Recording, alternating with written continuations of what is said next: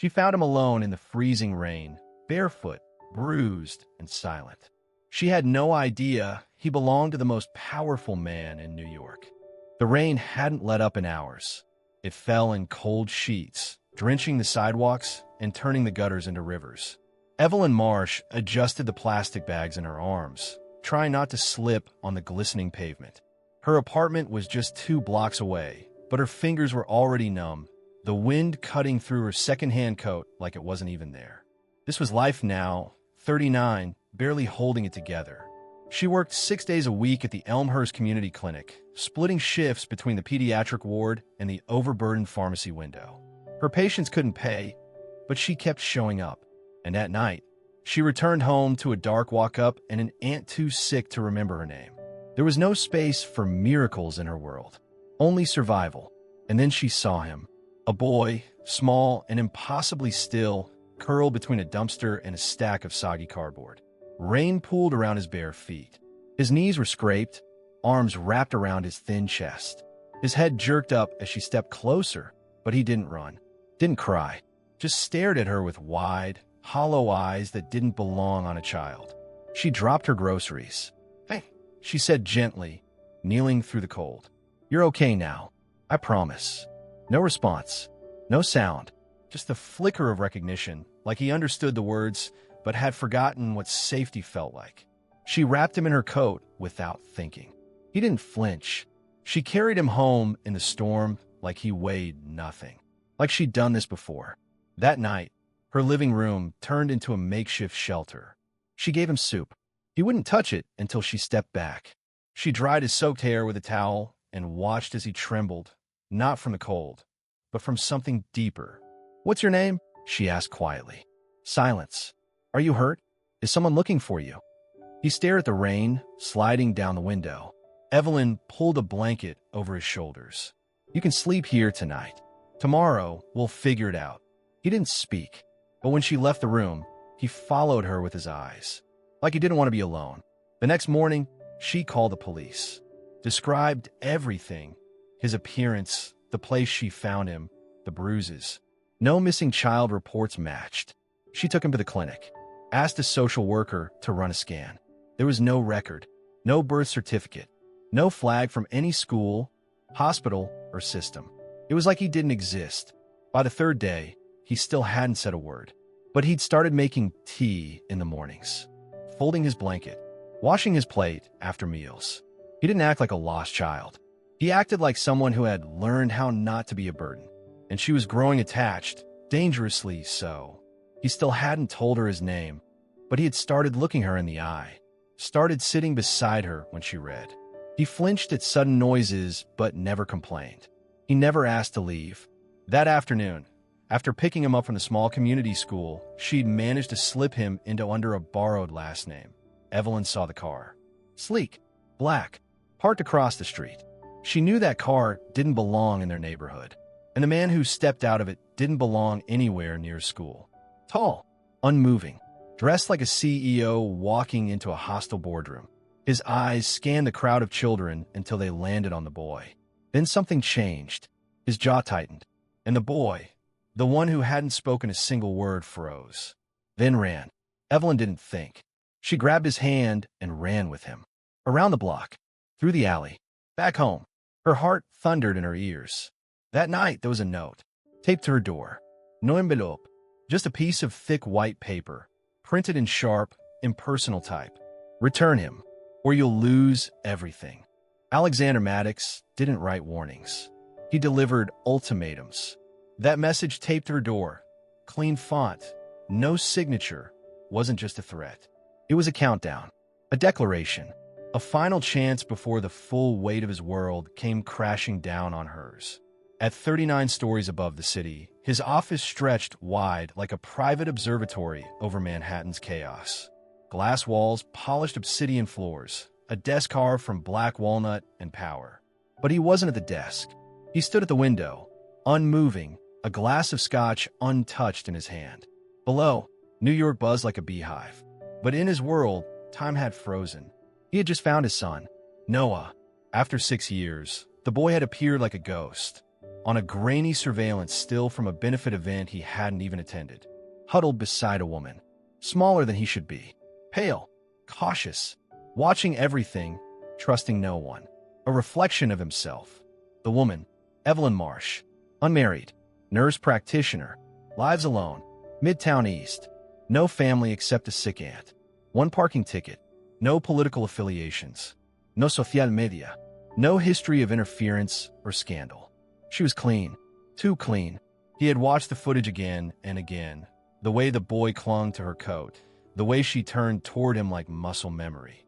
Protective, gentle, maternal, but she wasn't his mother. And still, Noah had run from him when they locked eyes. Alexander exhaled slowly, rage pooling beneath his ribs like molten steel. He wasn't angry at Evelyn. Not yet. He was angry at himself for not finding Noah sooner, for letting someone else offer the comfort his son should have received from him. He pressed the intercom. Darren, update. His head of security entered within seconds, carrying a thick manila folder and a military-level comm. Her apartment's under watch. Building is low security, no cameras inside. We confirmed. No recent travel, no contact with press or law enforcement. She hasn't gone to anyone. She doesn't know who he is. She will, Alexander said flatly. She'll learn. What's the next move? Alexander's stare didn't break from the skyline. Apply pressure. Quietly. I want her isolated. He didn't need to chase her. He controlled the city she was hiding in. Across Manhattan, Evelyn sat frozen at her kitchen table, rereading the message over and over. The boy sat nearby, wrapping and unwrapping his fingers in the frayed hem of her blanket. Still silent, still watching her, like he knew what she was about to say before she said it. Do you recognize him? She whispered, showing him the photo she'd taken of the man outside the school. The boy flinched, looked away. She knelt beside him. Is he your dad? After a long silence, the nod. Her stomach dropped. Not a stranger, not a kid lost in the system. He was running from someone who wanted him back, someone who had resources, power, and now, apparently, her address. Evelyn wasn't stupid. She'd spent 10 years working in trauma wards. She knew the kind of silence that came from kids who'd been hurt by the people meant to protect them. And this boy who still hadn't spoken a word, wasn't afraid of the dark. He was afraid of being found. She glanced toward her front door. The lock suddenly didn't feel like enough. That night, she packed a bag. Not because she had a plan, but because she could feel the weight of something closing in. She didn't know the name Alexander Maddox. Not yet, but she would soon. Because by dawn, the building manager would receive a call. Her lease would be flagged for breach, and Evelyn Marsh would be erased. Evelyn didn't wait for morning. She packed before the sky began to turn. No light, no noise, just the low hum of fear vibrating under her ribs. She stuffed what little cash she had in her coat pocket, grabbed a change of clothes, 2 granola bars, the boys' school jacket, and left the rest behind. There was no time to plan, only time to disappear. She didn't trust cabs. Too traceable. The subway would buy her time. Anonymous, crowded, and forgettable.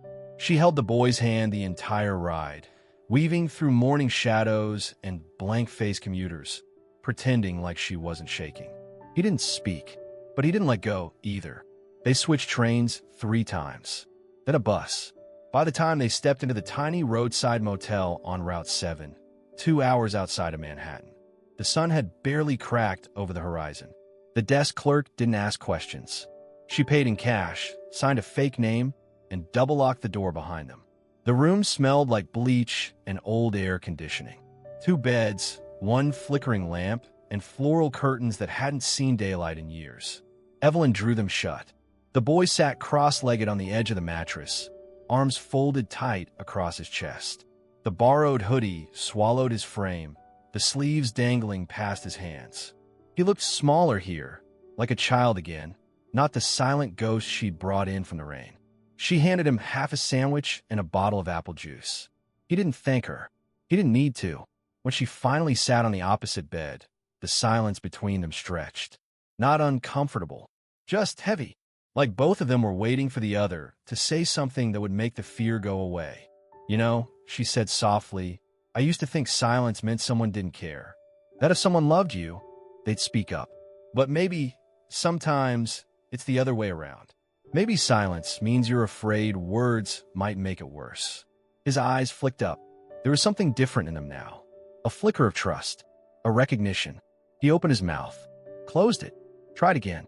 Noah, he whispered. The sound of his voice, so fragile, so human, felt like a small earthquake. Evelyn didn't move.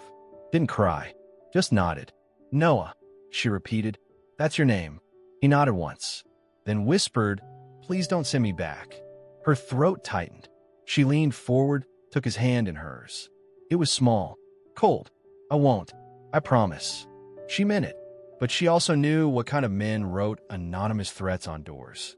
Across Manhattan, Alexander Maddox paced his private conference room with the coiled energy of a man used to taking what he wanted.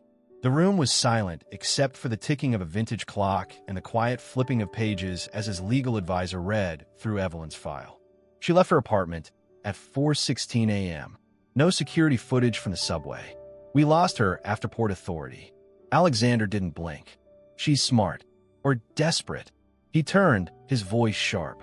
She's hiding my son. Don't romanticize it. The advisor cleared his throat. Sir, we don't believe she knows who you are. She hasn't contacted anyone.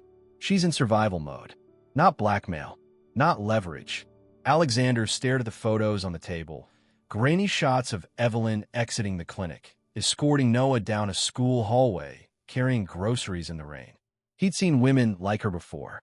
Strong, kind, forgettable. The kind who went unnoticed until someone took everything from them. She doesn't want money, he said finally. She's protecting him. His voice cracked, just slightly on the word him. Noah. He hadn't spoken his son's name out loud in over a year. He crossed to the window, staring out at the city he owned. Give me your records. Medical history. College roommates. Childhood address. If she's so much as scraped a knee in elementary school, I want to know. The advisor hesitated. Sir, are we going legal or off books? Alexander's voice was ice. She took my son. This isn't a lawsuit. This is personal. Back at the motel, Evelyn sat awake in the dark while Noah slept with his head on her lap. She kept one hand on his shoulder, the other near the handle of her duffel. Every creak, every passing truck made her flinch. She didn't know who Alexander Maddox was, but he knew who she was now. And the last time a man like that wanted something, he took it. The motel phone rang at 5:13 a.m. Evelyn sat upright, so fast it sent a jolt through her spine. Her heart didn't just race, it roared. She hadn't given a name. No ID, no contact, just cash and a lie. And yet, somehow, the front desk had patched the call through. She stared at the ringing phone like it might explode. Noah stirred beside her, his small fingers curling instinctively around the edge of her sweater. Still asleep, still trusting. She unplugged the phone with one sharp tug and tossed it across the bed. They were out the door 6 minutes later. Nobody jak fast. No repakin. She grabbed the bag, scooped Noah into her arms, and didn't look back. If the call had reached them, it meant one thing. He'd already found them. Again. The bus station in Hackensack was still empty when they arrived. The next departure west was headed to Newark. Not ideal, but it was distance. She could work with distance. On the bus, she kept Noah close, his hoodie pulled up, her arm wrapped tightly around his shoulders. He didn't complain. He didn't speak. But when she glanced down, his eyes were wide open, staring through the fogged-up window. I think he's coming, Noah whispered. Evelyn tried to slow her breathing. He won't find us here. But even she didn't believe it. Underground at Maddox Tower, the command center resembled a war room more than a boardroom. Black glass walls, live feeds from toll booths, subway lines, banking systems. Monitors blinked with facial recognition software scanning thousands of commuters. And in the center, Alexander stood with his sleeves rolled and his jaw locked. She used her ATM card. Darren, his head of intelligence, reported. Where? Newark, near South Broad Street. $70 vidruval. She's running out of money, Alexander muttered. He stepped closer to the screen. A blurry image from a gas station camera showed Evelyn walking fast, Noah at her side, head down. No words, just motion. Escape. Don't intercept yet, Alexander ordered. Sir, She'll think she's safe. That's when people talk. He wasn't just trying to retrieve his son. He wanted to know who this woman was who had stepped in where he hadn't, who'd kept Noah safe, who'd made the boy flinch at the sight of his own father. Their new motel in Newark was worse than the last. A flickering hallway light. A clerk who smelled like vodka and regret. The carpet was stained. The water ran rusty. But the door locked, and for now that was enough. Evelyn laid out the last of her money. $23 in bills. 6 quarters. 1 unopened bottle of Tylenol. This was all that separated them from the world outside. She took Noah to a corner bodega, bought a small carton of milk, a sandwich, and a pack of peanut butter crackers. Every decision felt like she was spending oxygen. On the walk back, Noah finally spoke. "Why are we running?" His voice wasn't afraid. It was curious, brave even. She stopped in the glow of a buzzing street lamp and knelt down in front of him. "Because someone is chasing us." "Is he bad?" The question hit harder than she expected. "I don't know," she said honestly, "but I don't trust him." Noah looked down, then nodded, as if some part of him already understood, as if he'd always known. They returned to the motel in silence, the hallway strangely quiet. But as she reached for the doorknob, she froze. The door was cracked open, barely an inch, but enough. She hadn't left it that way. Her stomach dropped. She moved in front of Noah, shielding him with her body. Her hand trembled as it reached into the duffel for her phone. Then a voice, low, calm, perfectly measured, echoed from the shadows beyond the door. "You've been hard to find." Evelyn turned. A man stood inside the room, like he'd been waiting for hours, like he belonged there. Alexander Maddox. The air shifted around him, tall, tailored, with the stillness of someone who never ran, because nothing had ever made him. He took one slow step forward, gaze flicking briefly to Noah, then locking back on her. "I'm not here to hurt you," he said evenly. Evelyn didn't move. "I don't know who you are," she said, voice sharp, protective. But she did. She knew exactly who he was, and he had just stepped into their life like he'd never left it. The room felt like it had stopped breathing. Evelyn stood frozen in the doorway, the motel key still dangling from the lock. Behind her, Noah clung to the fabric of her coat, pressing into her back like he wanted to disappear. Inside the room, Alexander Maddox stood motionless, not near the bed, not threatening, just present like gravity, like he had no intention of leaving until something changed. "I'm not here to hurt you," he said. "You broke into our room," Evelyn snapped. Her voice was calm, but her hands were shaking. "Forgive me if I don't believe that." He didn't blink. The lock was cheap. The front desk didn't ask for ID. "You're trying to disappear. You did it well until now." "Congratulations," she bit back. "You found us. That doesn't mean you get to keep us. I'm not here to take anything. You keep saying that, but you haven't told me who you are." Alexander looked at Noah, then back at her. His voice didn't rise. It didn't tremble. "I'm his father." Silence. Evelyn stepped sideways, shielding the boy completely. "You say that like it's a title you earned." "I didn't," he admitted, "but it's still mine." She studied him. Expensive coat, pressed collar, cold stare, and felt rage rise in her chest like fire catching dry wood. "He was barefoot," she said, her voice sharp, "in the rain, hiding in garbage. Do you understand that? He didn't have a jacket. He didn't have shoes. And now you want to act like his father." Alexander's face barely changed, but something inside him cracked. You could see it in the twitch of his jaw, in the flicker behind his eyes. "I didn't know he was missing. Don't lie to me." "I'm not," he said, and his voice broke just for a second. "His mother took him 6 years ago. One day he was there, and then she was gone. No trace. I had every investigator, every contact. Nothing. No trail. No noise. I thought." He stopped. The rest of the sentence fell away like dust. "You thought she ran away?" Evelyn asked, arms crossed. "Or you let her go?" He didn't answer. "Let me guess. She was unstable. She had problems. It was all complicated." "I never said that. You didn't have to." The tension pressed against the walls like a third person in the room. Noah stayed hidden, but Evelyn could feel the tremble in his fingers. This wasn't just a stranger anymore. This was something worse. Someone who should have known him and didn't. Alexander stepped closer. She didn't move, but she didn't stop him either. "His name is Noah," he said softly. "I know," she replied. "I haven't said it out loud in years." "Why now?" He hesitated. "Because I didn't know he was still alive." That landed like a gut punch. Evelyn's throat tightened. Her breath hitched. "You thought she would hurt him?" I didn't know what to think. Isabel, she wasn't well toward the end. Paranoia. She was afraid of everyone, even me. She said people were watching, following her. I thought maybe she was right. Maybe I was the danger. Evelyn's eyes narrowed. What happened to her? She disappeared. I assumed she left the country with him. Evelyn stepped back, sat on the edge of the bed, staring at nothing. "I saw her," she said quietly. 2 years ago. She was admitted under a fake name. Weak, panicked. She bled out on my shift. There was a child with her, scared but silent. Just like him. Alexander's entire body shifted. "She's dead." Evelyn nodded. Nobody claimed her. No ID. I sat with the boy while social services processed her things. He didn't cry. He didn't speak. He just waited. Alexander's voice was barely a whisper now. "And you found him again?"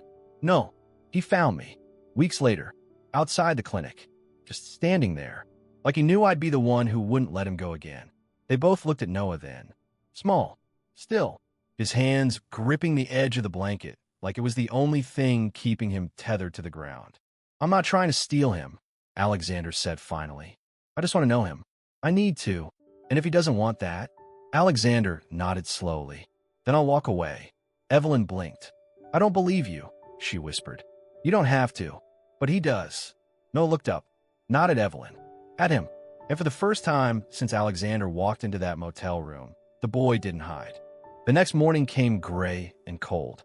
Alexander hadn't left. He didn't sleep, not really. He sat in the motel's plastic armchair like it was a throne, silent through the night, watching over Noah from a careful distance. Not in a threatening way, but in the way a man does when he's too afraid that blinking might cost him everything. Evelyn didn't tell him to go.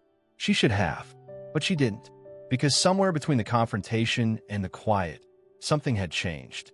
She'd seen it in the way Alexander had asked Noah's name like it was sacred, in the way Noah hadn't looked away. It didn't mean she trusted him, but for the first time, she didn't feel entirely alone. Noah woke before dawn, slid from the bed, and sat across from his father without a word. Alexander didn't move. He just nodded, a silent acknowledgement between two people who hadn't yet figured out how to speak the same language. It was strange. It was delicate, and it wasn't going to last. 3 blocks away, someone else was watching the motel. A car, older model, tinted windows, engine running. Inside sat a man with a week-old beard, cracked knuckles, and a camera resting in his lap. He zoomed in through the room's open curtain just long enough to capture one shot. Click. One image. The boy, Evelyn, and Alexander Maddox. Together. Then he hit send. By 9 a.m., Evelyn left the room alone for supplies. Milk, cough drops, a new toothbrush for Noah. She hadn't slept. Her hair was pulled back with a pin. Her coat was wrinkled. She looked like a woman halfway between breakdown and war. She didn't know someone had followed her. She didn't see the man step into the aisle behind her at the drugstore. Didn't feel his presence until she turned into the next row and found him blocking the exit. His voice was low, raspy, familiar. "Long time, Evie." Her stomach dropped. Her feet stayed frozen. "Didn't think I'd find you in Newark," the man said, grinning. "And with that billionaire shadowing your every move? Girl, what did you get yourself into?" She hadn't seen him in over a decade. Gal Monroe, a mistake she thought she'd buried in Chicago with a different name and a broken lease. "You're following me?" she asked, voice sharp, chin raised. "More like watching your 6. But now that I know who you're rooming with," he pulled a folded sheet of paper from his coat. A printout of a news article. Alexander Maddox and a mystery woman seen leaving a queen's shelter. The boy's face was blurred. "Yours wasn't." She snatched the page. "Who gave you this?" "How about sources? Same ones who say you're sitting on something that might be worth millions. You know how many people want a shot at a scandal that big?" Her face paled. "It's not a scandal," she said, voice low. "It's a child." He laughed, cruel and amused. "You really think that matters?" Evelyn stepped closer. "If you go near him..." "I don't want a kid, Evie. I want what you've got that nobody else does. Leverage. You could sell that story for 6 figures before lunch. I'm just here to remind you not to waste your chance. She stepped past him without another word, fists clenched, teeth grinding. He let her go, but his voice followed her to the door. Careful who you protect, sweetheart, because secrets don't stay buried, especially not with cameras watching. Back at the motel, Alexander had made breakfast, or tried to, dry cereal in a crack bowl and toast burned on one side. Noah had eaten every bite. When Evelyn returned, she didn't speak. She locked the door behind her, double-checked the window, and tossed the groceries onto the counter. Alexander watched her. What happened? She didn't answer.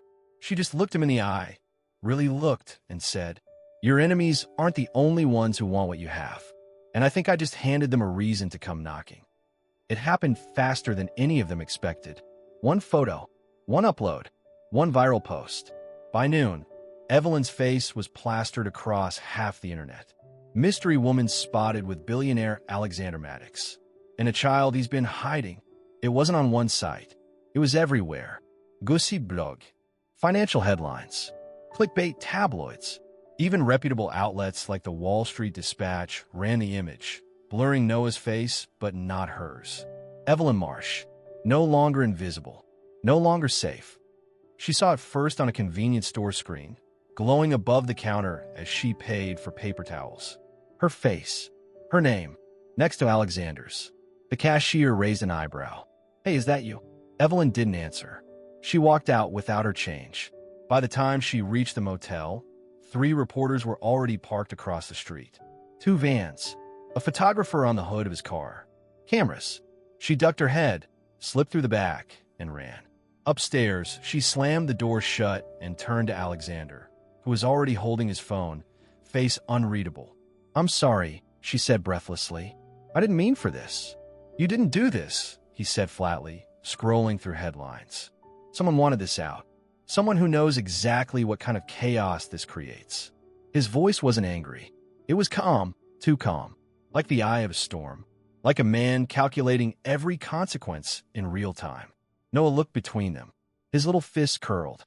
Evelyn knelt beside him. "Hey, it's going to be okay."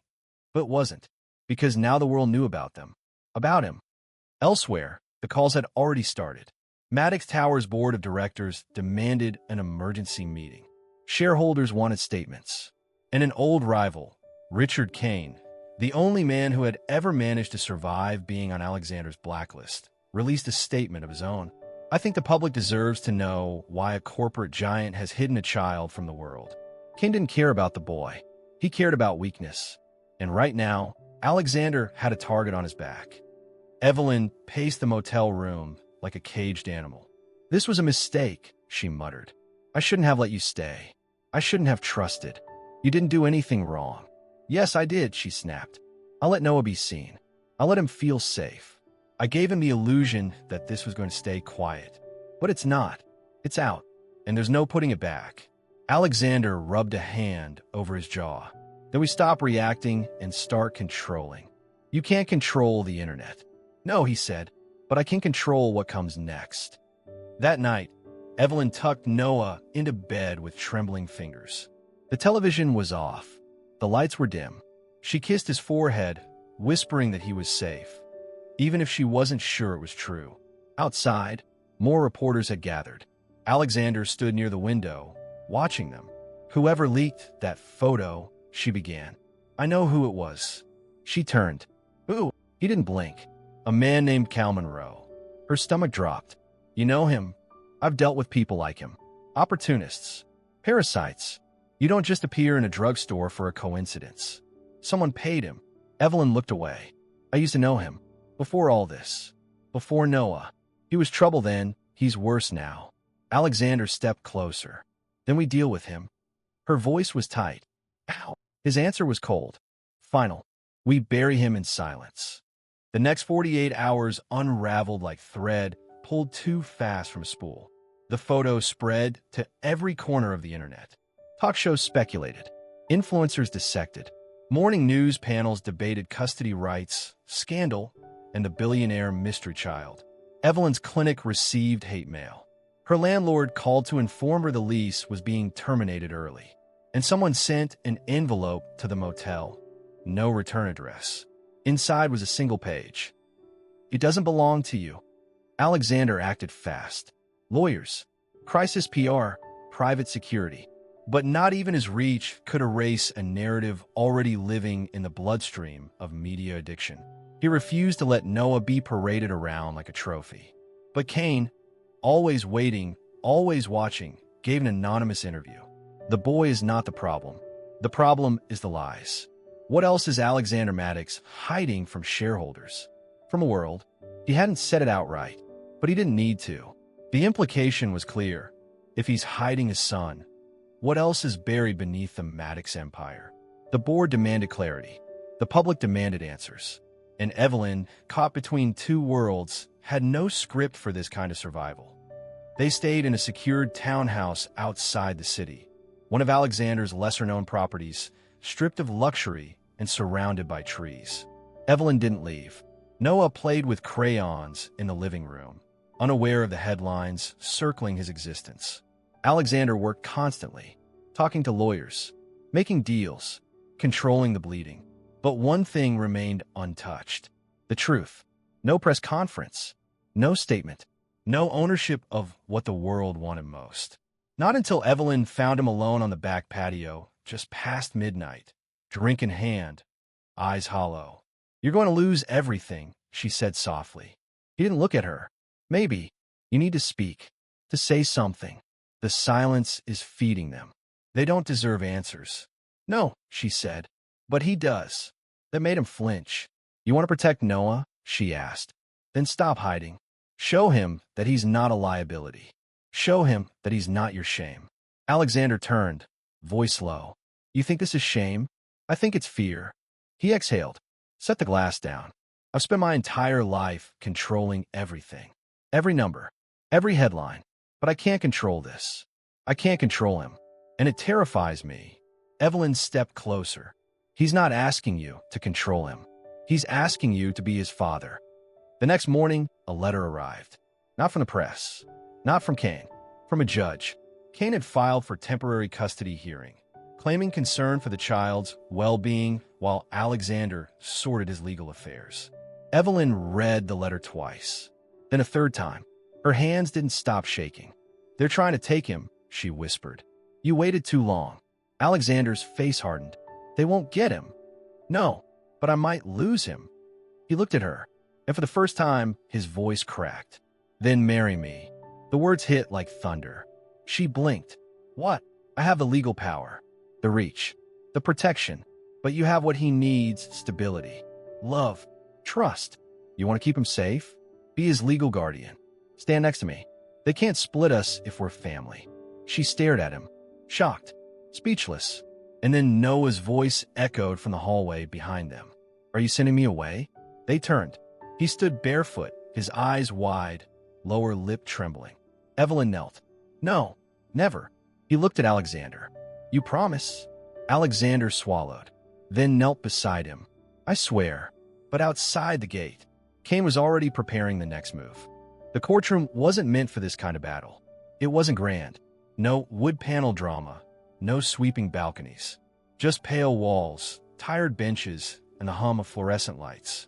But every seat was full. Reporters lined the back, eyes fixed on one man, Alexander Maddox. And beside him, wearing the only dress she had left that didn't carry a past, Evelyn Marsh. Noah wasn't there. He was with a counselor, safely tucked behind sealed doors, protected from the circus. But everyone else? They were ready to feast. On secrets, on shame, on blood. Kane sat at the petitioner's table, smug in a dark suit, flanked by legal firepower and years of strategic vendettas. He wasn't here for the boy. He was here to break the one man who had always been untouchable. And Evelyn, she could feel it. Every breath, every glance. She wasn't a nurse in that room. She wasn't just Noah's protector. She was the woman at the center of a scandal the world couldn't stop watching. The judge entered. Kane stood. He began with charm, concern for the child's welfare, public pressure, questions about stability, safety, transparency. He implied. He suggested. He twisted truth into accusation, all without raising his voice. Then he said it. No legal custody, no blood test, no marriage, just an unclaimed child and a public relations disaster waiting to happen. That was the dagger. Evelyn's throat tightened. She looked at Alexander. He hadn't blinked, but his jaw was steel. The judge turned. "Mr. Maddox, do you have a response?" He stood slowly. No notes, no defense team, just a man with everything to lose. "Yes," he said. "Edo." The room held its breath. "I am Noah's biological father. There is no question. There never has been. But I failed him. For 6 years, I didn't know where he was. And by the time I found him, he didn't remember me." He looked at the judge, then at Evelyn. "And she did what I didn't. She saw him. She saved him. She gave him a home when I was still writing press releases. She doesn't owe me anything, but I owe her everything." Kane shifted, uncomfortable. Alexander kept going. "You want me to prove I deserve to keep my son? Fine. I'll show you the only thing that matters." He reached into his coat, pulled out a certificate, laid on the table. A signed marriage license. Dated that morning. Legal. Undeniable. The courtroom rippled. The cameras clicked. Kane's face went pale. Alexander turned back to the judge. "We're not here to hide Noah. We're here to build a life with him. Together. As a family." An hour later, the petition was denied. The custody challenge dismissed. Noah wouldn't be taken. He wouldn't be paraded. He would go home. With them. Outside the courthouse, the press swarmed. Shouting. Cameras. Flashbulbs. But Evelyn didn't stop. She held Noah's hand. Held Alexander's too. And walked through it all with her head high. She wasn't scandal. She was his mother. His protector. And now, his future.